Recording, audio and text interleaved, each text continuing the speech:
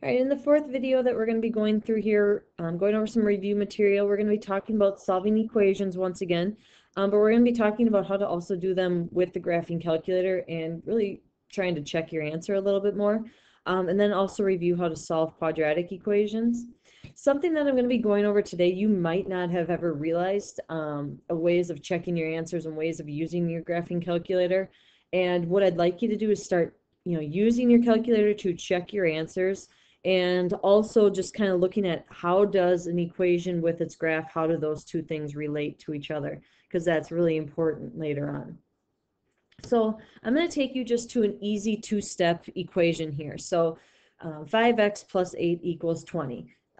Probably the fastest way to do this is to actually solve it algebraically, because I can have this solved algebraically a lot faster than if I were to go ahead and throw this into the calculator and solve it that way. But going through and solving this and doing my two steps here, we end up with x is equal to 12/5. Well, you have different ways, you can check this answer. One way you can do this is we can take 12/5, plug it back in to our equation, and for x, take 5 times 12/5 and add 8 to that to see if it equals 20. That's one way of doing this. Or what you can do is you can use the graphing, the graph of the function or the equation to also help you see what your answer is going to be. And one way, and there's a couple different ways you can do this. And the first way that I'm going to show you is how to solve equations by looking for the intercepts, which is our x-intercept that we're going to be looking for. And in doing that, what I'm going to do is I'm going to take this equation that I have, which right now it equals 20, and I'm going to rewrite it, and I'm going to set it equal to 0. So I'm going to subtract 20 from both sides. So now I have 5x plus 8 minus 20 is equal to 0. Now, if I were to take this problem and put it into my calculator, I'm going to end up putting it in as y is equal to 5x plus 8, and I could simplify this, but I'm just going to leave it here so you can see it right now, plus 8 minus 20. So if I go to y equals, and I'm going to go 5x plus 8 minus 20, and I'm going to go ahead and I'm going to hit graph. And in doing this, I should end up with a straight line. You've got your slope-intercept form there, and there's our line. Now, when I'm looking for what my solution is, by subtracting 20 here, I have the problem where it is equal to 0. This 0 is going in for y. You're solving for x for when y is 0. And what that is looking for is that's looking for your x-intercept. So if I go to my calculator here and I look for where is my x-intercept, that's my answer. Now this graph here, you can see it's somewhere between 2 and 3. I'm not sure what the answer is. So if I go to trace, sorry, not second trace, and I go to calculate here, what I can do here is go down to option number 2, which is telling me what my 0 is, and that's going to tell me what my x-intercept is. It's asking for me to find my left bound, and you should have a blinking cursor somewhere. Now mine's way down here. It's at negative 8.85 and negative 16. So if I arrow over to the right a little bit, I'll start to see it. But notice that I'm below my x-axis here, and I'm to the left of that x-intercept. So I'm going to go ahead and hit enter. That's my left bound. Now I'm going to move my cursor so it's above the x-axis. So it's to the right of my x-intercept. Hit enter once again, and then hit enter one more time, and then we end up with 2/4. Well, before we ended up with 12/5 for our answer, and if I take 12 divided by 5, I get the 2.4. So by looking for our x-intercept, it's actually solving the equation for us. Now this gets a little bit more helpful when you start looking at some real ugly problems that you really just, you don't feel like working all of them out.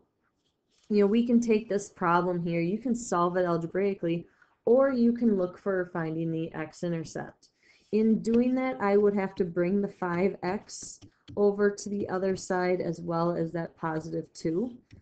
And so into my calculator, I could end up just putting all of this, so 2 times the quantity of 2x minus 3 Now I know that, yeah, this is a little bit slower than if I was to, work this out by hand, and I would rather you solve an equation like this by hand, but I want you to see the relation to how this is working by solving equations by graphing.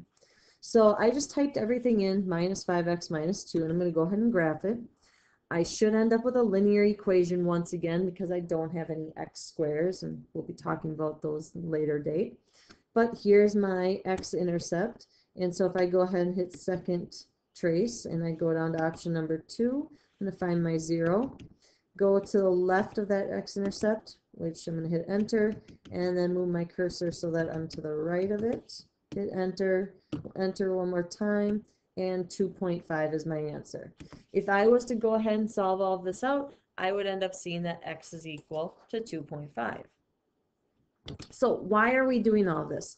Well, because later on we're going to be talking about solving quadratics, we're going to be talking about solving cubic functions, we're going to be talking about solving polynomials that have 5 solutions to them, and you're going to have to look at the graph to be able to find some of them. So we're just kind of getting you used to realizing that when you have an equation and it's equal to 0 and you're solving for x, what you are looking for is you are looking for those x-intercepts, and those are called our zeros. So our zeros are these x-intercepts that we're looking for. And the reason is here is this 0 is in place of y, and so you're solving for x when y equals 0, and that's anything that's along your x-axis. So going through solving quadratics, we've already talked about solving linear equations. Now we're going to review solving quadratics. One of the fastest ways to solve quadratics with a lot of problems is by factoring. And this is a method that I am expecting for you to know how to do. I am holding you accountable to this. So I'm just going to review it real quick. When you're factoring, you're trying to undo that process of foiling that we once did by putting parentheses into the problem to allow us to be able to solve using what's called the zero product property. Those of you that have had me in class, you probably remember that I like to set up using this box. And to help me factor, I put in the x squared here and the 10 here. So x times x gives me x squared. Now I have to think of, well, what two numbers can I multiply together to get 10, but they're going to add up to give me this negative 7x. So by negative 2 and negative 5, I get negative 2x and a negative 5x. That right there is going to add together to give us negative 7.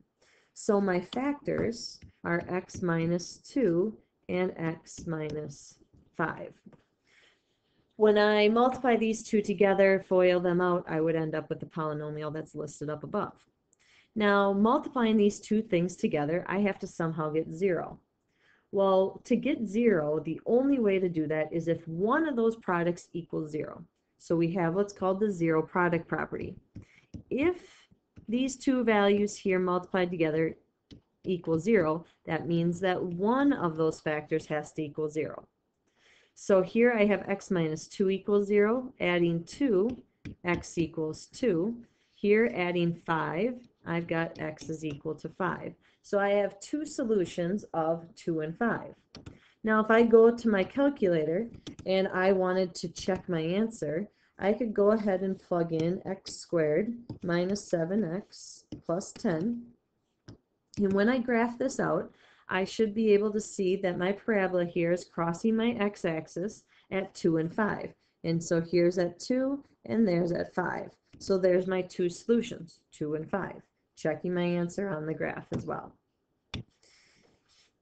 Another one here with factoring, be careful if you have a leading coefficient that's not 1. So we have the 2 out in front. There's two different ways that I kind of like to work with this. Sometimes I still set up my box and work with it this way. So 2x squared, I have to do 2x and x, so it's not just x and x. And now I have to somehow get negative 3x in the middle. So when I look at these two here, I've got to be thinking about what two numbers can I multiply together to get negative 2, and then I got to add to be negative 3. Now, careful that you have this negative 2 here. Now, if I go ahead and let's see, I want to get I'm just trying to think here. Let's go, I'm going to put, I don't want to put a 2 there. We're going to go a -2 and a +1 down here. Oops. All right, so now if I take -2 times 2x, that's going to end up giving us -4x, and x times 1 gives me 1x, and so 1x plus -4x gives us -3x. So our factors are x minus 2, 2x plus 1. Another way that I have recently learned how to factor is by taking the first and the last part here, multiplying those together, so that gives you -4. Then you take -4 and you figure out what factors of -4 add up to give you -3. And so the two numbers that are going to do that for me is going to take -4 and a +1. Well then, it's just kind of a weird way of doing this, but it actually works all the time. You take your leading term here, which is the 2x squared, and I'm going to write this out as 2x and 2x. I'm just going to write it out twice. And I'm going to take this 2x and I'm going to divide one of them by -4. I'm going to divide the other one by +1. And now I'm just going to simplify. So 2 divided by -4 simplifies to 1/2. And so this one here, we're going to rewrite this as x divided by -2. And 2 over 1, you can't do anything. Well, what these are right here are your factors. 2x plus 1, and the other one is x minus 2, which you have here. So I know that this is kind of, it's hard to show on the video, but if you're curious of how to factor like that, let me know. I can show you. But otherwise, you can always set up the box as well. So our two factors are x minus 2, 2x plus 1. So our zero product property, x minus 2 is 0, 2x plus 1 equals 0. I'm going to get x is equal to 2, and x is equal to -1/2. So just once again, just showing you that we can go to our calculator, 2x squared minus 3x minus 2. Go ahead and graph it out, and I will see at +2, and then my other one's right here between 0 and -1, which is -1/2. I can go ahead and find the 0 if I needed to prove that. Now, one thing is even though you can use your calculator, you still need to be able to do this algebraically. I require that you show your work algebraically, so make sure that you can go through and you can factor as well. If factoring is just not your cup of tea, you also can solve problems using the quadratic formula. So you'll remember that wonderful song that we once sang back in the good old days. But when you use the quadratic formula, make sure that you always have your equation equal to 0. The quadratic formula has you solving for the x-intercepts. So you've got to bring the 5 over. So we've got 3x squared minus 6x minus 5 is equal to 0. Quadratic formula then, I have x is equal to -b, so that's going to be +6 plus or minus the square root of b squared minus 4 times a times c all over 2a. So when I simplify, I've got 6 plus or minus. Under the square root, I have 36. 4 times 3, so that's 12. 12 times -5, that's going to end up giving me 60, or -60, and I'm subtracting that, so I'm going to end up with a +60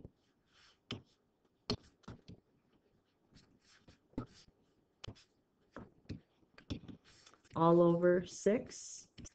And then I end up with 6 plus or minus, and that's going to end up giving us 96 all over 6. And now, since we always like to simplify things as much as we possibly can, we can break down the square root of 96. The square root of 16 times the square root of 6 works. And so we end up with 6 plus or minus 4. Square roots of 6 divided by 6. Simplifying 6, 4, and 6, we can divide everything there by 2. And so, sorry, I've got to keep moving down here.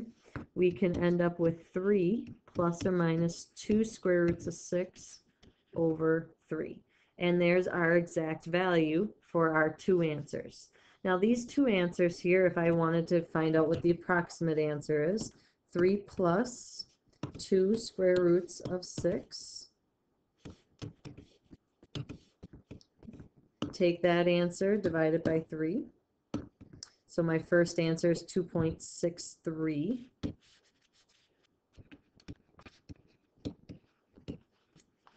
And then I would also want to take 3 minus 2 square roots of 6. And take that answer and divide it by 3. And we end up with negative 6.3. So you've got your exact values and you have your two approximate values. If I wanted to go ahead and put this onto the graphing calculator, these are my two answers that I'm going to get. It's not going to give you the exact ones, but it will give you the approximate values. Now, what we did here is on all these problems, we found the x-intercepts. Well, there's another way that you can also work with solving equations by graphing. And instead of looking for x-intercepts, you're actually going to be looking for 2 points of intersection with another horizontal line. And so what's happening here is you'll see that I have this parabola in purple, and you have this horizontal line at y equals c. Well, what's happening here is I'm taking this quadratic of ax squared plus bx, and it equals c. And c is not equal to 0. 0 would be on your x-axis. Now we're up here at a different point. So what we're going to do is we're going to change things up a little bit. We're going to now figure out where are the points of intersection that are not on your x-axis, but they are here. A lot of times I like to think about this as when you're solving quadratics and you're using the square root property. Here I have an x squared, but I do not have a single x with it. So we don't have to factor, we don't have to use the quadratic formula. I can go ahead and just get that x squared all by itself. So 2x squared is equal to 12. Divide here by 2. X squared is equal to 6. And then I can take the square root of both sides. Now, by doing this, I end up with plus or minus the square root of 6. I'm getting two answers that are going with this problem. So those are the two answers. I could approximate them if I needed to. Now, I could subtract 5 from both sides. So I could take my calculator and I could do 2x squared minus 7 minus 5. I can graph this out because then it would be equal to 0. And by doing that, finding those two values, I'm going to get plus or minus the square root of 6. Now I have another option. What I can do instead is I can create two lines. I can put one equation of 2x squared minus 7, and I'm going to go down to y2 then, and I'm going to put y equals 5. Graphing this out now, I'm going to get a parabola with a horizontal line going through it. Where these two lines are meeting is where we are going to have our two solutions. And so if I go here, rather than finding the zeros, I'm going to go down to number 5 where it says intersect, and I want to figure out where the two graphs are going to intersect to each other. So I'm going to grab the first curve, which is right here. Notice it jumped up to the second one, hit enter, and there we go, negative 2.34. Now I'm sure that's what negative square root of 6 is. If I do the same thing to the other side, it's figuring out where our intersection point is. So we're trying to look at here where 2x squared minus 7 equals 5. That's what we're looking for. I could do the same exact thing if I went up to a linear equation that we solved initially. I'm going to go to this one right here. If I were to take these two problems here, I think we had 2.5 was our answer.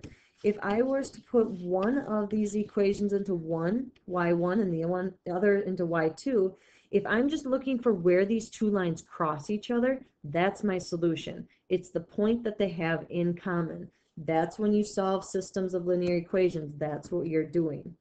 So when you do problems like this, you've got some different choices. You can look for the zeros, or you can look at some other intersection points. So there's an example using the square root property.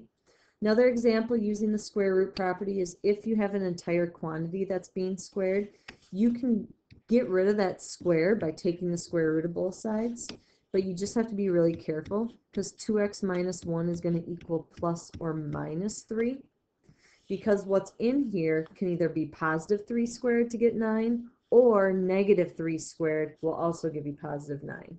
So we have to set up two equations. 2x minus 1 equals a positive 3. 2x minus 1 equals a negative 3.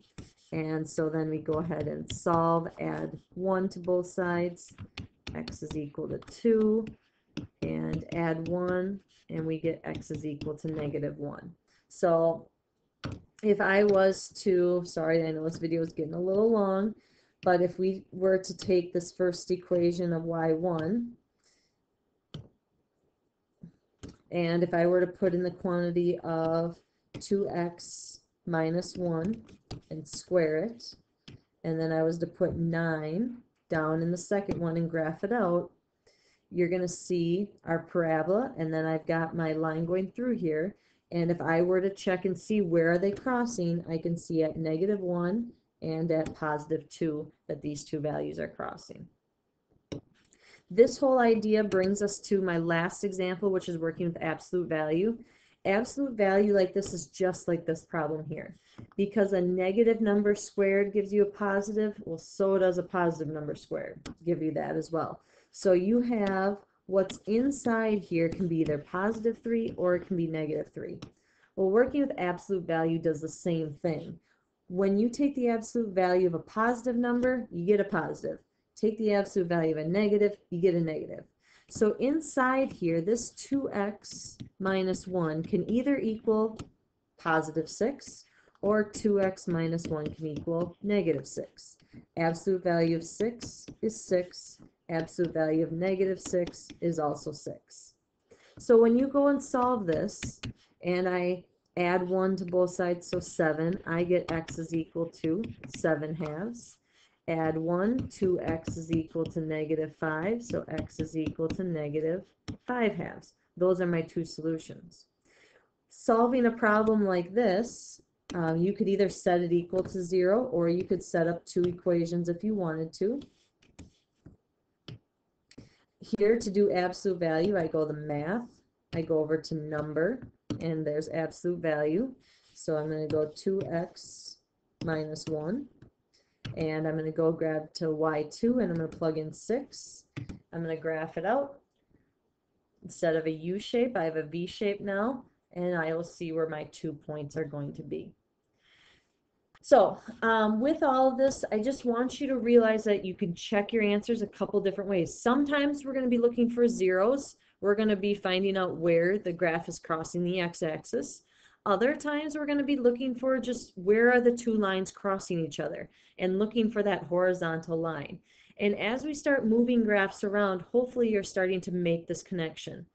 Something like this, being able to put these two ideas together, will take you a lot farther in this class, especially with all the graphing that we will be doing and all the solving.